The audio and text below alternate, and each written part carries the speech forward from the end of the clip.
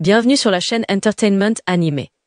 Ici, nous plongeons dans les aventures épiques et inoubliables de l'univers de One Piece, où Monkey D. Luffy et l'équipage du Chapeau de Paille naviguent à contre-courant pour réaliser leur rêve, devenir le roi des pirates. Alors, assurez-vous de vous abonner et d'activer la cloche de notification pour ne rien manquer des dernières mises à jour concernant l'univers de One Piece. L'histoire commence par une vue du monde souterrain d'Elbaf. Après que la foudre lancée par Loki ait frappé une zone spécifique du monde du soleil, un immense incendie éclate, provoquant la panique parmi les géants et les autres habitants. Loki, avec un sourire confiant, brandit son marteau Ragnir tout en fixant Luffy et ses compagnons. Si vous voulez que ce royaume reste intact, retirez ses menottes en granit marin, menace Loki en levant son marteau. Luffy, impressionné par la puissance de Loki mais déterminé, répond avec fermeté « Tu crois que je vais te laisser menacer mes amis et tous ceux qui vivent ici? Peu importe à quel point ta foudre est puissante. » Zoro, à ses côtés, prépare ses sabres et fixe Loki d'un regard acéré. S'il est sérieux, on n'a pas le choix. Il faut l'arrêter maintenant. Cependant, Sanji intervient avec un ton sérieux. Luffy, Zoro, arrêtez d'agir sans réfléchir. Tout ça, c'est parce que vous avez libéré quelqu'un comme lui sans réfléchir. Si on fait une erreur, ce royaume pourrait être détruit. Luffy rit doucement. Relax, Sanji. J'ai l'habitude d'affronter des adversaires puissants. Et puis, je ne supporte pas qu'on utilise sa force pour écraser les autres.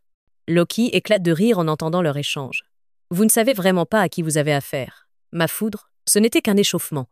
Si vous restez aussi têtu, je détruirai ce royaume en un instant.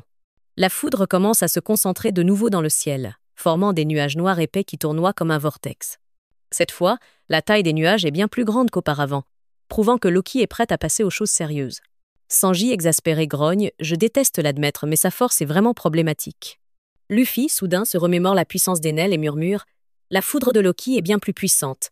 Il l'a même infusée avec du haki. Je suis peu être immunisé contre la foudre, mais ça ne concerne pas que moi. Si ça continue, tout le monde ici sera détruit. » Entendant cela, Nami non loin propose rapidement un plan. Nous devons agir vite. Si cet incendie continue, le monde du soleil sera ravagé, et sa foudre pourrait détruire le monde souterrain également. Zoro plante son sabre dans le sol, prêt pour un combat sérieux. Dans ce cas, arrêtons-le avant qu'il ne soit trop tard. Mais Loki avertit soudainement « Ne soyez pas imprudents. Si vous m'attaquez sans réfléchir, je ne me contenterai pas de faire tomber une foudre encore plus puissante. Je libérerai aussi tout le pouvoir du marteau Ragnir. Vous mourrez avant même de m'approcher. » Luffy, avec un grand sourire, rétorque « Tu crois que j'ai peur? Ne sous-estime pas l'équipage du Chapeau de Paille. » Pendant ce temps, les flammes qui se propagent dans le monde du soleil deviennent incontrôlables, forçant Nami et Usopp à réfléchir rapidement pour trouver un moyen de les éteindre. Mais la pression de la foudre de Loki et la menace d'une destruction encore plus grande rendent la situation de plus en plus critique. La situation s'aggrave au village de l'ouest d'Elbaf. La fête joyeuse qui battait son plein remplie de rires et de chants a dû être interrompue face à une urgence qu'on ne pouvait plus ignorer. Les géants se sont immédiatement rassemblés, organisant 2 équipes pour faire face aux menaces qui s'étendaient rapidement. La première équipe, dirigée par Jarul, a été envoyée vers la zone sud de l'île pour éteindre l'incendie ravageur provoqué par la foudre invoquée par Loki. Les flammes se propagent rapidement, et si elles ne sont pas maîtrisées à temps, elles risquent d'entraîner une destruction massive d'Elbaf. Jinbei s'est porté volontaire pour rejoindre cette équipe grâce à sa capacité unique à manipuler l'eau de son environnement, une compétence cruciale dans une situation aussi critique. Nami a également décidé de se joindre à Jinbei. Avec l'aide de Zeus, elle peut invoquer la pluie pour accélérer l'extinction des flammes. « Nous devons agir vite avant que cet incendie ne dévore tout », s'exclame Nami avec détermination. La deuxième équipe, dirigée par Dory et Brogy, s'est dirigée vers l'école des Walrus après avoir entendu le son d'une trompette d'alerte. Cette trompette avait été soufflée par Kiba, le directeur de l'école, comme un signal qu'un problème grave s'était déclaré. Dory et Brogy ont immédiatement organisé une formation pour assurer que leur équipe atteigne l'école des Walrus rapidement et en toute sécurité. Usopp et Brook décident de rejoindre la deuxième équipe. Usopp, avec son talent de tireur d'élite, est convaincu qu'il peut protéger l'équipe en cas de danger sur le chemin. Pendant ce temps, Brook se sent appelé à participer, sachant que cette situation semble à la fois dangereuse et mystérieuse. Et puis, qui sait, peut-être que nous découvrirons quelque chose d'intéressant là-bas, dit Brook en riant légèrement. Avant de se séparer, Jinbei s'adresse à Usopp et Brook. Une fois que nous aurons maîtrisé l'incendie dans la zone sud, Nami et moi viendrons vous rejoindre à l'école des Walrus. Soyez prudents et ne baissez pas votre garde. Les 2 équipes se mettent rapidement en mouvement. Jarul mène la première équipe en direction de l'incendie au sud avec de grandes enjambées, tandis que Dory et Brogy conduisent la deuxième équipe vers l'école des Walrus avec une vigilance accrue.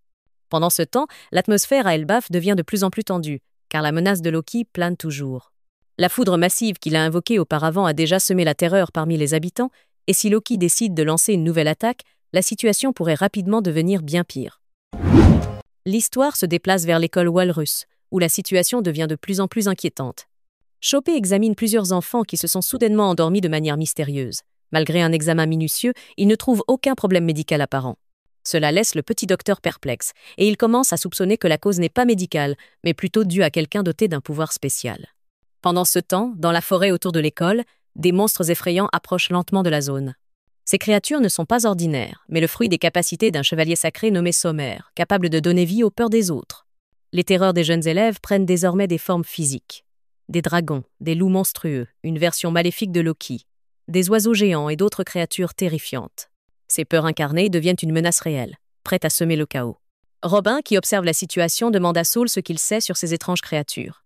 Saul répond qu'il n'est pas certain, mais selon les dires d'Anche, ces monstres proviennent des dessins illustrant les peurs des élèves, réalisés il y a quelque temps.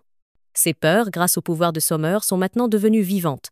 Les enseignants de l'école Walrus commencent à se rassembler, déconcertés par la situation. Saul demande fermement aux professeurs capables de se battre de se préparer à affronter ces monstres. Quant à ceux qui ne peuvent pas combattre, il leur ordonne de rejoindre Wrench pour retrouver les enfants endormis, qui commencent mystérieusement à quitter l'école en marchant dans leur sommeil. Cela fait également partie des capacités de Sommer, qui manipule les corps des élèves pour les diriger inconsciemment vers la plage. Anche, accompagné des professeurs non combattants, s'empresse de rechercher les élèves avant qu'il ne soit trop tard. Pendant ce temps, Saul mène les professeurs combattants sur la ligne de front pour affronter les monstres. Il s'excuse également auprès de Robin pour la complexité de la situation qu'elle doit affronter pendant son séjour à Elbaf. Cependant, Robin répond calmement « Ce n'est rien. Je vais aussi vous aider autant que possible. » Saul propose alors à Robin de rester à l'intérieur de l'école pour protéger cette zone contre les monstres qui pourraient franchir la ligne de défense. Robin accepte ce plan et se prépare à agir si nécessaire. Au milieu de ce chaos, les monstres se rapprochent de plus en plus, tandis que les élèves avancent, inconscients, vers la plage. Le temps presse et la menace de Sommer devient de plus en plus tangible. Tous les protagonistes s'efforcent maintenant de protéger les élèves et de sauver l'école Walrus d'une destruction totale. La scène continue avec un moment épique où Saul et les professeurs courageux plongent dans la forêt pour affronter directement les monstres. Ailleurs, Ripley, portant Frankie dans ses bras, court à toute vitesse en direction de l'école Walrus. Juste avant, ils exploraient l'arbre Adam, mais après avoir entendu le son de la trompette d'alarme, Ripley a immédiatement fait demi-tour. Il explique à Frankie que le son de la trompette indique un problème grave à l'école Walrus, ce qui le rend très inquiet pour la sécurité des enfants. En s'approchant de l'école, Ripley et Frankie aperçoivent de loin des monstres géants de taille massive entourant la zone. Cela pousse Ripley à accélérer, tandis que Frankie se prépare à affronter le pire. Pendant ce temps, Saul et les professeurs combattent vaillamment les monstres. La bataille met en lumière diverses techniques uniques des géants, montrant leur puissance en tant que guerriers redoutables. Cependant, les monstres sont également très dangereux, et l'un d'entre eux parvient à percer les défenses de Saul et des autres professeurs. Ce monstre est une incarnation maléfique de Nika, qui se déplace avec une grande agilité et est sur le point d'atteindre l'école Walrus. Heureusement, Robin est déjà prête à l'arrière-garde. En voyant le monstre s'approcher, elle active immédiatement son mode démon et crée des bras géants pour attraper et projeter la créature loin de l'école. Comme cette version maléfique de Nika n'est qu'une manifestation des peurs des enfants, sa puissance n'est pas comparable à celle du véritable Nika. Cela permet à Robin de le neutraliser facilement grâce à son pouvoir en mode démon. Après avoir neutralisé le monstre, Robin reste vigilante face à d'éventuelles autres menaces. Peu de temps après, Dory, Broggy, Usopp, Brooke et plusieurs membres de l'équipage des nouveaux guerriers géants arrivent à l'école Walrus. Inquiète, ils demandent ce qui se passe réellement dans cet endroit. Robin explique rapidement la situation. Les monstres sont des manifestations des peurs des enfants, rendues réelles par le pouvoir du chevalier sacré, Sommer. En entendant cette explication, Dory, Broggy et les autres se préparent à protéger l'école et à garantir la sécurité des enfants. Le combat autour de l'école Walrus continue, tous les protagonistes unissant leurs forces pour surmonter cette menace majeure le plus vite possible. Cependant, la menace posée par Sommer est loin d'être terminée, et ils doivent rapidement trouver un moyen d'arrêter les pouvoirs du chevalier sacré. Dory et Broggy, ayant saisi la gravité de la situation, s'élancent sans hésiter vers la ligne de front pour aider les enseignants à repousser les monstres. Pendant ce temps, Usopp et Brooke restent à l'arrière avec Robin pour surveiller l'école Walrus. Robin leur explique que plusieurs enfants géants ont disparu, probablement en raison du pouvoir de l'un des chevaliers sacrés, les forçant à marcher en état de somnambulisme. Elle demande à Brooke d'utiliser son pouvoir pour explorer les environs et retrouver les enfants disparus. Brooke, sans perdre un instant, invoque son âme spectrale et commence à parcourir la zone pour localiser les enfants. De son côté, Usopp se prépare à toute éventualité, notamment l'apparition de monstres ayant échappé à la défense principale. Serrant son lance-pierre, il déclare avec ferveur: « Ces monstres ont beau être effrayants, s'ils s'en prennent aux enfants, je les écraserai tous sans hésiter. » Cependant, au fond de lui, Usopp est terrifié. Malgré sa peur, il refuse de montrer une quelconque faiblesse devant les vaillants guerriers d'Elbaf. En le voyant, Robin esquisse un léger sourire, admirant le courage qui s'épanouit progressivement chez son ami. Pendant ce temps, dans une salle de l'école Walrus, Chopper s'occupe des enfants plongés dans un sommeil mystérieux. Serrant les poings, il murmure avec détermination: « Si ma force est nécessaire, je suis prêt à me battre. » Chopper se tient prêt à intervenir si la situation venait à s'aggraver. Sur le champ de bataille, Franky et Ripley arrivent enfin en renfort. Sans perdre un instant, Franky active son Radical Beam et tire un puissant rayon laser sur l'un des monstres. La créature, transpercée en plein cœur, s'effondre au sol, laissant derrière elle un grand trou fumant. Ripley, une géante au physique impressionnant, avertit Franky: « Attention avec ces explosions. Si tu touches le sol ou des zones sensibles, ça risque de provoquer un incendie. » Franky hoche la tête, prenant note de son avertissement. Il promet de viser avec plus de précision pour ne toucher que la partie supérieure des monstres et éviter tout dommage collatéral. Ripley entre alors en action, dévoilant une puissance impressionnante. Bien plus forte que les autres enseignants, elle se bat avec une aisance déconcertante. Ses coups, rapides et dévastateurs, repoussent plusieurs monstres géants à la fois. Même Saul, connu pour sa force, semble surpassé par l'agilité et la détermination de Ripley. Les guerriers d'Elbaf, impressionnés par ses exploits, redoublent d'efforts, galvanisés par sa présence sur le champ de bataille.